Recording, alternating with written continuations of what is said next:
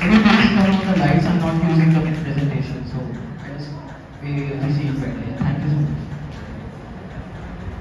Good afternoon, everyone. I'm Vinay Rajoria. I'm an undergraduate from the Department of English, Jamia Islamia.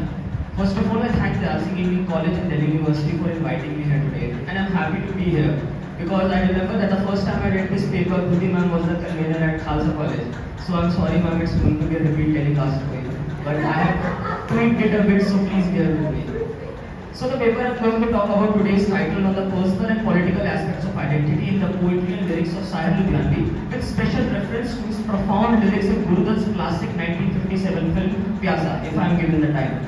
Believe me, it's not as boring as it sounds. It's actually a very fun paper filled with a lot of heart-wrenching shairi because we love it. Let me begin by talking about how we should approach Sahir and who is Sahir Ludhianvi. So a lot of times when I talk about Sahir Sahab and recite his poetry to my friends and family, to my dismay, they do not even recognize his name.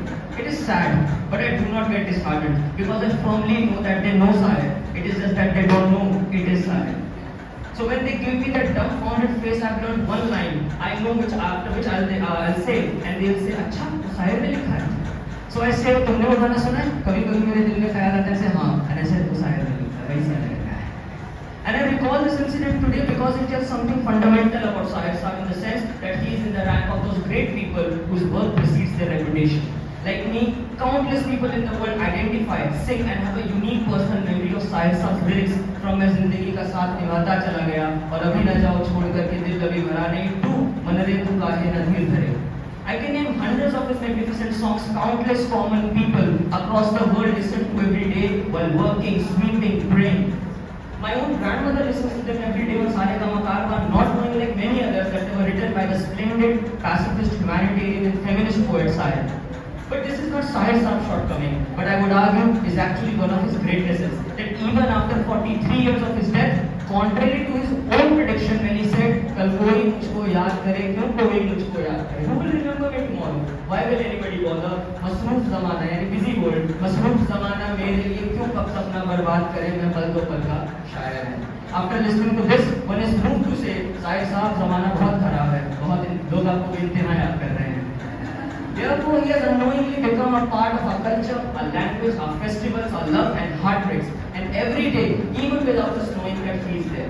And in fact, I think he's perhaps the only poet who has written an enchanting and fascinating nazm on something as uneventful and unromantic as divorce.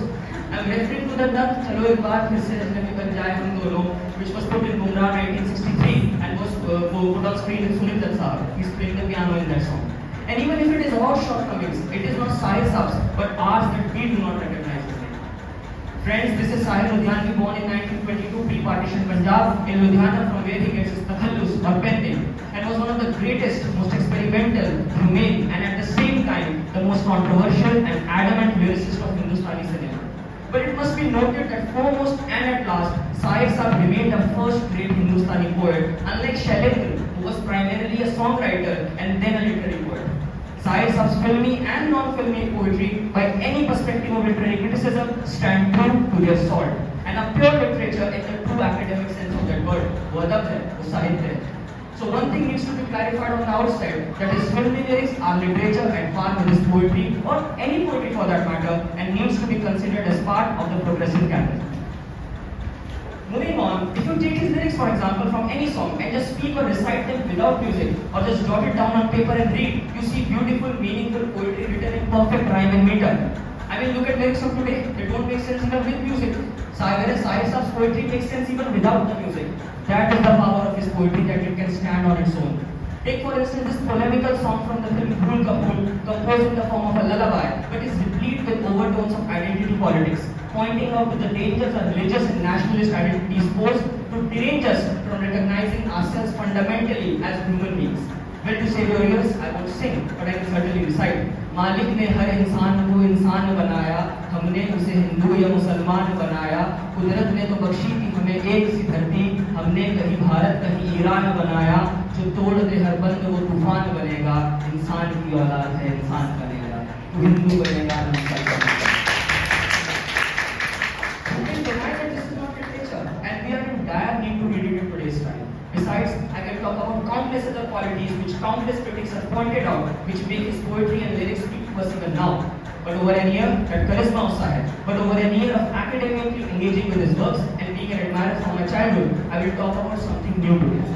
I will talk a fascinating aspect of Sahir Sahab's poetry, a man who merged the sorrows of the heart and the turmoils of the outside world into a single verse. Therefore, Sahir ventured to write poetry that was humanitarian and not sensationalist or propagandist. Words that were not meant to be art for art's sake, but at all costs to be art for life's sake and society's sake. And in it, he dislocates his personal identity into the wider spectrum of social identity as a person and more crucially as a writer. In other words, Sahir began to write not only keeping his individual emotions and solitary viewpoint in mind, but to identify himself with the wider humanity, especially the lowly and the downtrodden amongst them.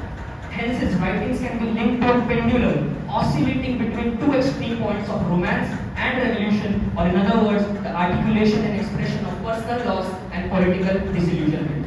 Besides, fundamentally, I want to put it on record that Sahir is not an out-and-out romantic poet, and neither an absolute progressive in quotes poet. Instead, for me, he is at his heart a poet of disillusionment and humanity. He is disillusioned to the extent that his heart cries out for the emancipation of all humans, and humanitarian enough to possess faith not in religion, spirituality, or even revolution, but in human agency alone. And it is in this overarching mood of disillusionment that pervades all his mature poetry, that the personal and the political seems to come together, collide, react, and achieve a synthesis.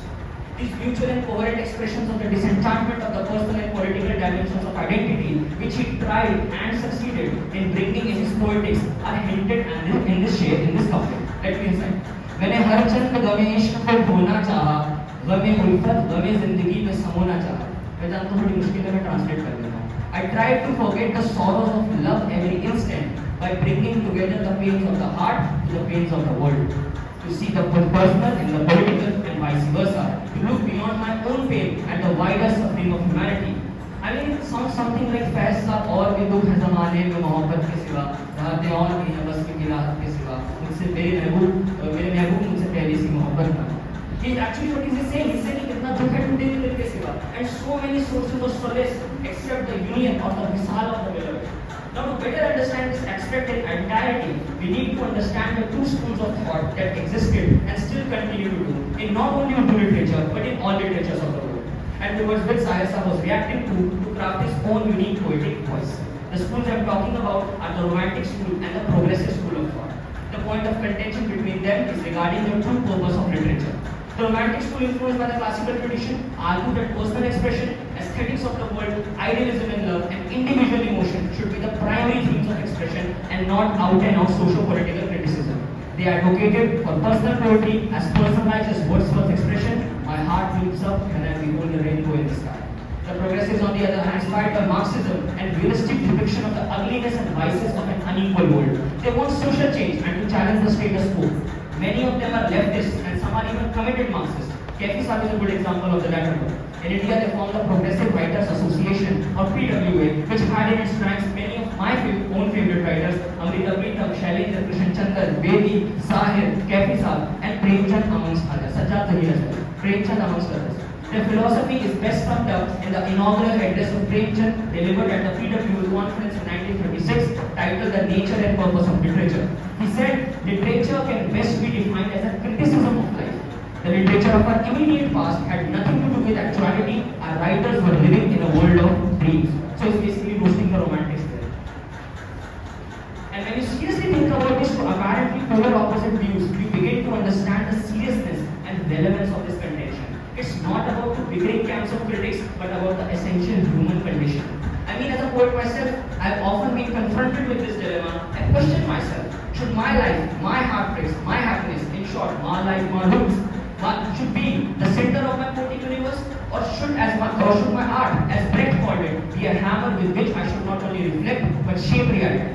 By extension, my friends, this debate is about the question of identity and how the personal and political aspects overlap, contest, and influence each other for precedence over our priorities and consciousness. I mean, we all at some point in our lives confront these questions of identity that arise from seeing our own solitary viewpoint, the personal, in a larger scheme of things outside our control, the political. The question thus becomes, whether I come first of the society, are my sorrow smaller or insignificant in comparison to the larger suffering of humanity? And it is in this context that the fundamental query, Sahir Sahab's poetry, becomes immensely significant and relevant to us. For it not only offers conciliation to our troubled minds, but also offers definite and philosophical answers. Through both his filmy and non-filmy poetry, Sahir Sahab has taught us that romance and revolution, or personal and political, are not contradictory ideologies. Instead, they are interdependent and coexist hand in hand with every individual at the same time. To better expound this phenomenon in Sahir's poetry, I resort to another radical and humanitarian poet, my favorite, Kabir Dutt, who philosophically and in spiritual terms reflected on this very idea that we should cease to think in terms of binaries, right or wrong, black or white, or in this case, personal or political. Instead, if you look close enough, you will see that life and humans do not work in terms of binaries, but dance on the rhythms of a continuum. There is a continuity of causation, a reciprocity between what apparently appears to be polar opposites, and Kabir has resolved this very idea in the terms of spirituality. But it still works to explain the argument in case of Sahir as well, since the dilemma is the same. Now, Kabir elucidates like Sahir did that they are not distinct but co-dependent. He spoke, I am quoting Kabir, भीतर कहूँ तो जग में लाजे, बाहर कहूँ तो झूठा. If I say that the locus of my identity is entirely inside myself, सब कुछ मेरे भीतर ही है, then I insult this world. तो जग में लाजे. Because I have a social identity. I am a social animal. अगर सब अंदर ही है तो मैं बाहर गया. बाहर कहूँ तो झूठा. But if I say the contrary, that my locus is situated entirely outside of myself, then I deceive myself. अगर सब बाहर ही है तो मेरे अंदर क्या है? मैं कहीं भी नहीं कभी गंभीर हूँ.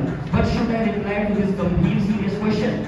In the next two lines, Kabir offers us a resolution which we must mark out. He elucidates, भीतर बाहर शब्द निरंतर. There is the continuity of the word of poetry of literature between the internal and the external world. भीतर और बाहर का continuum poetry का ही है. भीतर बाहर शब्द निरंतर, मैं कई विधि प्रति गंभीर हूँ. This is what I reply to this troubling question. On similar lines, Sahir Sahab rejected this dichotomy between the internal and the outer locus of identity and achieved the balance between the two and saw them as a continuum of the unfolding events of the ceaselessly flowing river of life. In a lesser known poem, Rajat Pasand, which means conservative, he speaks about this neutrality and abhorrence for extremes, and like all great poets and writers, rejects being categorized into ghettos of ideologies. He wrote, and I quote, रजत पसंद हूँ के तरक्की पसंद हूँ मैं, इस बहस को फजूल अवस जानता हूँ मैं, आईनाए हवादिस से हस्ती है मेरे शेर, जो देखता रहा हूँ कहता रहा हूँ. I'll translate. Am I a conservative by nature or a progressive mind? This controversy is a trifle. I regard it as a sort of mind. My verses are a mirror to reflect the vagaries of nature. I have penned what I have seen without an actual time. And the rest of his works also stand as a testimony to this union between romance and revolution. This is also reflected in Sahir Sahab's unique quality to move from one's own afflictions to the sorrows of the lowly and the downtrodden, not only within a single poem, but within a single couplet, a single share. For instance, in his long anti-war poem, but at the same time sensual and deeply emotional piece by China, there is a poignant stanza, Hero. और मैं सीने में गम लेकर दिन रात मशक्कत करता हूँ, जीने के खातिर मरता हूँ, अपने मन को रुसवा करके अज्ञात का दामन भरता हूँ. मजबूर हूँ मैं, मजबूर हो तुम, मजबूर ये दुनिया सारी है, तन का दुख मन पर भारी.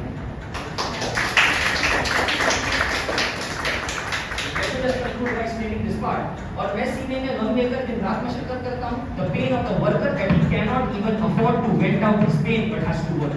He does not have the luxury of Devdas to be tasted in love, but has to labor hard to survive with all the hopelessness and bitterness in his heart. It is a political statement, but at the same time can be seen as an expression of personal anguish.